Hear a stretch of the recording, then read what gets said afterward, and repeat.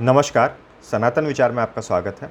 आज जिस पुस्तक पर हम चर्चा कर रहे हैं वह चौखंबा कृष्णदास अकादमी वाराणसी द्वारा प्रकाशित पतंजलि योग सूत्र वृत्ति है।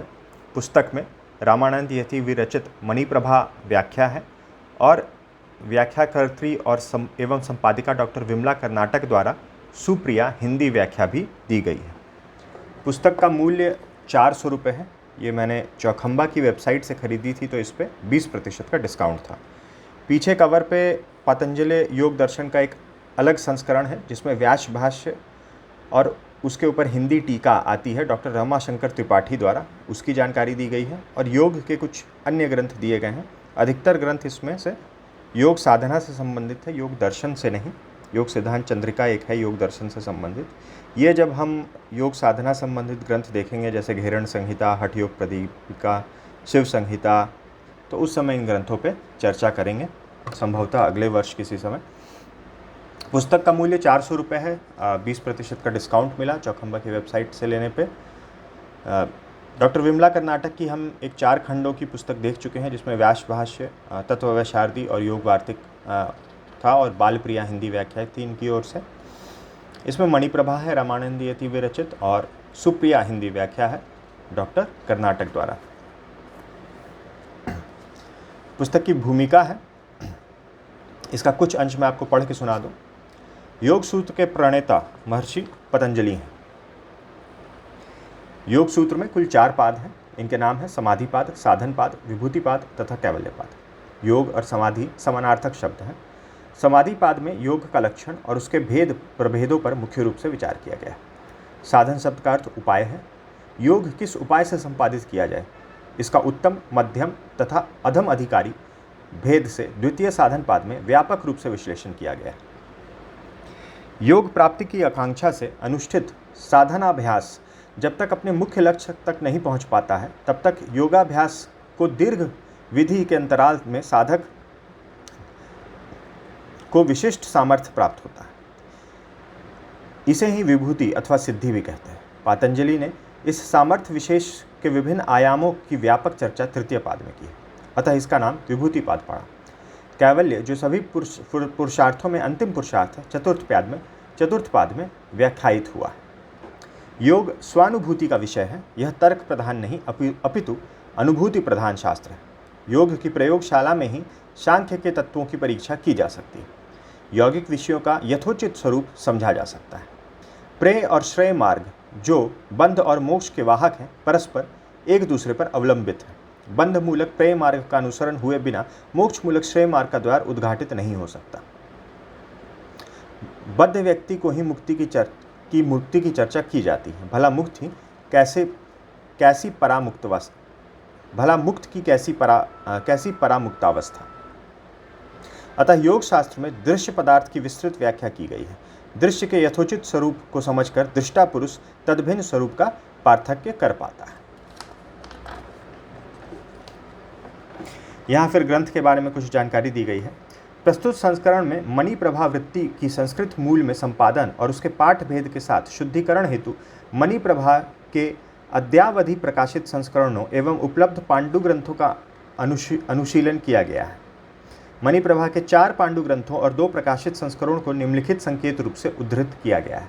जिस प्रकार से हमने पहले वाले ग्रंथ में देखा था डॉक्टर कर्नाटक के कि किस प्रकार से व्यास भाष्य, तत्ववैशारदी और योग वार्तिक के विभिन्न पांडुलिपियों और प्रकाशित संस्करणों को मिलाकर पाठभेद प्रस्तुत किया गया था और पाठभेद पुस्तक में भी अंकित किया हुआ था। उसी प्रकार यहाँ भी 4 पांडुलिपियाँ हैं जिनका प्रयोग किया गया है। प्रथम जो है वो गंगानाथ झा शोध संस्थान इलाहाबाद से प्राप्त हुई है। दूसरी सरस्वती भवन संपूर्णानंद संस्कृत विश्वविद्यालय वाराणसी से। तीसरी भी सरस्वती भवन संपूर्णानंद संस्कृत विश्वविद्यालय वाराणसी से। और चौथी पांडुप्रति भंडारकर शोध संस्थान पूना से। उसके अलावा 2 प्रकाशित संस्करण हैं। विद्याविलास प्रेस बनारस से 1903 ईस्वी में प्रकाशित एक संस्करण और दूसरा 1982 में प्रकाशित चौखंबा संस्कृत संस्थान से ही मुद्रित, जिसके संपादक पंडित ढूंढीराज शास्त्री जी हैं, जिसमें योग सूत्र की मणिप्रभा वृत्ति के अतिरिक्त भोजराजकृत राजमार्तंड, भावा गणेशकृत प्रदीप, नागोजी भट्टकृत लघु योग सूत्र वृत्ति अनंत देव पंडित कृत चंद्रिका तथा सदाशिवेंद्र सरस्वती कृत योग सुधाकर वृत्ति भी संपादित है। इस पुस्तक को भी हम इसी श्रृंखला में देखेंगे। रामानंद यति की मणि प्रभा व्यास भाष्य अनुसारी टीका है। योग सूत्र पर वृत्ति टीका प्रारंभ करने से पूर्व मंगलाचरण में उन्होंने पतंजलि के साथ साथ व्यास देव को सादर स्मरण किया है। फिर वो श्लोक दिखाया गया है। ज्ञातव्य है कि योग सूत्र के विवादास्पद आर्थिक पद स्थलों पर उनकी ओर से दिए गए निर्णय तत्ववैशारदी के अनुसार है। उदाहरण के लिए मणि प्रभा की निम्नांकित पंक्तियां दृष्टव्य हैं। इस प्रकार रामानंद यति पर वाचस्पति मिश्र का विशेष प्रभाव परिलक्षित होता है। अब यहाँ रामानंद यति का संक्षेप में एक पैराग्राफ में परिचय दिया गया है। भगवत पूज्यपाद परमहंस परिव्राजकाचार्य श्री गोविंदानंद के शिष्य रामानंद यति 16वीं शताब्दी के आचार्य हैं। वेदांत पर आधारित ब्रह्मामृत वर्षिणी तथा विवरणोपन्यास इनकी दो अन्य मौलिक कृतियां प्रसिद्ध हैं। ब्रह्मामृत वर्षिणी तथा विवरणोपन्यास अत्यंत सरल एवं सरल भाषा शैली में सूत्रार्थ करते हुए रामानंद यति ने योग शास्त्र की परिभाषिक पदों को लक्षण वाक्यों में संग्रथित करने का स्तुत्य प्रयास किया है। फलतः वृत्ति का सूत्रार्थ प्रधानावृत्ति लक्षण मणि प्रभा टीका में अक्षरशः चरितार्थ होता है। प्रस्तुत संस्करण का उद्देश्य है योग सूत्र में प्रवेश के इच्छुक पाठकों के लिए योग सूत्र की अत्यंत सरल एवं प्रामाणिक मणि प्रभा टीका अनुसारी हिंदी व्याख्या प्रस्तुत करना। योग सूत्र की वृत्तियों में मणि प्रभा को वृत्ति राज कहा जाए तो अतियुक्ति ना होगी। अतः मणि प्रभा नाम की संस्कृत टीका के संपादन पाठ भेद के साथ साथ उनकी प्रथमतः हिंदी व्याख्या प्रस्तुत करने में लेखिका को विशेष सुखानुभूति हो रही है। उसके बाद आगे उन्होंने धन्यवाद दिए हैं अपने गुरु को। पुस्तक में फ़ॉन्ट साइज़ काफ़ी छोटा है। मुझे अभी भी शूटिंग की वजह से पुस्तक थोड़ी दूर रखी है तो पढ़ने में थोड़ी कठिनाई हो रही है। हालांकि पुस्तक अगर आप पास में रख के पढ़ें तो कोई दिक्कत नहीं है। योग सूत्र पाठ दिया गया है भूमिका के बाद। मूल जो योग सूत्र का पाठ है वह दिया गया है संस्कृत में। प्रथम पाद में 51, द्वितीय में 55, तृतीय विभूति पाद में 55 और कैवल्य पाद में 33 सूत्र हैं इसमें भी। फिर हिंदी में विषय अनुक्रमणी दी गई है। समाधिपाद, साधनपाद हिंदी में बताया गया है कि किस किस विषय पे चर्चा है, कौन से पृष्ठ पे। यहाँ से मणि प्रभा प्रारंभ हो रही है। मंगलाचरण है प्रथम तो, फिर प्रथम यहाँ पर सूत्र आ रहा है अथ योगानुशासनम। उसका सूत्र का अनुवाद दिया गया है। मूल मणि प्रभा संस्कृत वृत्ति दी गई है, टीका दी गई है। फिर उसका हिंदी में अनुवाद दिया गया है और फिर एक छोटे से हेडिंग के साथ जो ना बोल्ड में है ना ही कोई बड़े फॉन्ट में है, सुप्रिया व्याख्या दी गई है। और फिर सुप्रिया व्याख्या का विवरण दिया गया है। सुप्रिया व्याख्या कहीं बड़ी है कहीं छोटी है।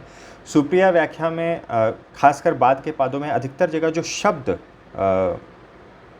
मणि प्रभा वृत्ति में आ रहे हैं या जिस प्रकार से शब्दों का अर्थ लिया गया है वो शब्द सनातन धर्म के विभिन्न ग्रंथों में किन अर्थों में लिए गए हैं इसका बहुत ही एक तरह से विस्तृत वर्णन किया गया है। एक शब्द 8-8, 10-10, 20-20 ग्रंथों में किन अलग अलग तरह के अर्थों में अलग अलग परिप्रेक्ष्य में लिए गए हैं उसका वर्णन सुप्रिया व्याख्या में मूलतः किया गया है।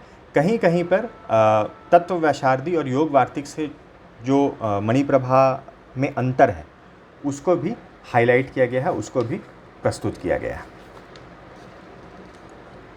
खासकर शुरुआती जैसे समाधि पाद में, साधन पाद में। बाद के पादों में अधिकतर जगह शब्दों के जो अर्थ हैं विभिन्न ग्रंथों में वो दिखाए गए हैं। तो जैसा आप देख सकते हैं फ़ॉन्ट साइज़ थोड़ा छोटा है और जैसा कि चौखंबा की कई पुस्तकों में ये प्रिंटिंग का इशू होता है। अब जैसे कहीं दीर्घिकार या हर्षिकार है तो वहाँ पर ऊपर का जो होता है वो गायब है तो सिर्फ आकार जैसा दिखता है।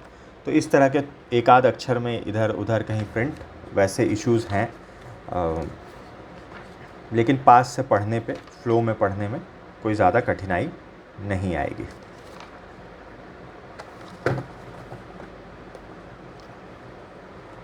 अब उदाहरण के तौर पर जैसे यहाँ से सुप्रिया व्याख्या प्रारंभ हो रही है, यहाँ थोड़ा सा इन्होंने परिणामवाद और विवर्तवाद का अंतर भी बताया है, उसका भी उल्लेख किया है। अन्यथा भाव जैसे इन्होंने शब्द लिया, अन्यथा शास्त्रों में अन्यथा शब्द निम्नांकित अर्थों में व्याख्यात हुआ है। अब 4 अर्थ इन्होंने दिए हैं कि अन्यथा किन अर्थों में प्रयोग हुआ है, और जैसे हितोपदेश हो गया, ये शायद पंचशिखाचार्य हैं, उत्तर रामचरितमानस है, उनमें किन अर्थों में प्रयोग हुआ है। वैसे ही परिणाम शब्द है, तो 5 इन्होंने उदाहरण दिए हैं कि इन 5 अलग अलग ग्रंथों में किन अर्थों में परिणाम शब्द का प्रयोग हुआ है। वैसे ही ताप शब्द है, तो इस तरह से, और कई शब्दों का इन्होंने, तिरोभवती है, स्वभावतः शब्द है, व्यपदेश शब्द है, तो किन अर्थों में विभिन्न ग्रंथों में इनका उल्लेख हुआ है। तो कई जगहों पे, कुछ जगहों पे हिंदी में भी समझाया और कई जगह केवल शब्द दिए हैं, और जो संस्कृत में उसका उपयोग हुआ था उस मूल ग्रंथ में बस उतना दे दिया है और मूल ग्रंथ का नाम दिया है।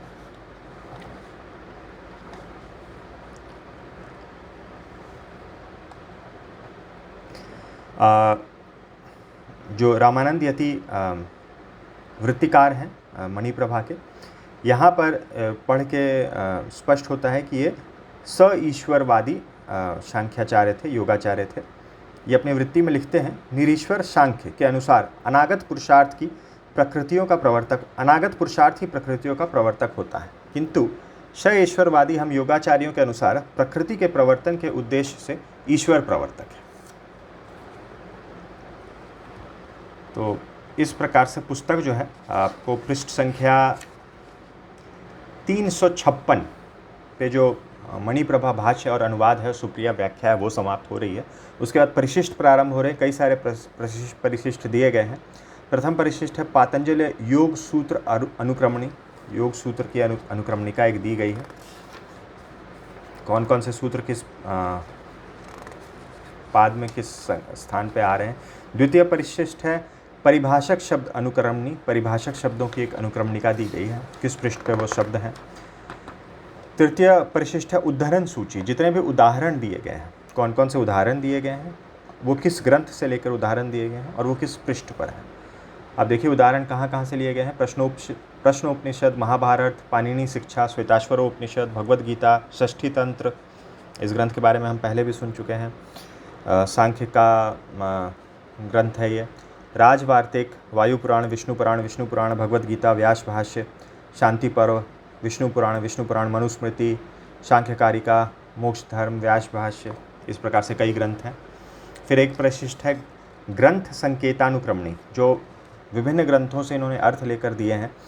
पंचतंत्र हितोपदेश से लेकर के न्याय कुसुमंजलि, न्याय सिद्धांत मुक्तावली की जो दिनकरी भाषा है, कादम्बरी, जैमिनी सूत्र, तत्व कौमुदी, गदाधरी, गीता, काव्य प्रकाश, किरणावली, कुमार संभव, तर्क भाषा, तर्कामृतम, तर्क दीपिका, तर्क प्रकाश, मातंग लीला, महाभारत, रघुवंश, योग सूत्र, रामचरितम, रामरुद्री, वात्सायन, वीर मित्रोदय, वेदांत सूत्र, हेमचंद्र, शकुंतला नाटक, तो उनकी जानकारी दी गई है। पारिभाषिक शब्द लक्षानुक्रमणी, यहाँ शब्द और उनका लक्षण दिया गया है और पृष्ठ संख्या भी दी गई है पारिभाषिक शब्दों की। फिर लौकिक दृष्टांत वाक्यानुक्रमणी दिया गया है छठे परिशिष्ट में।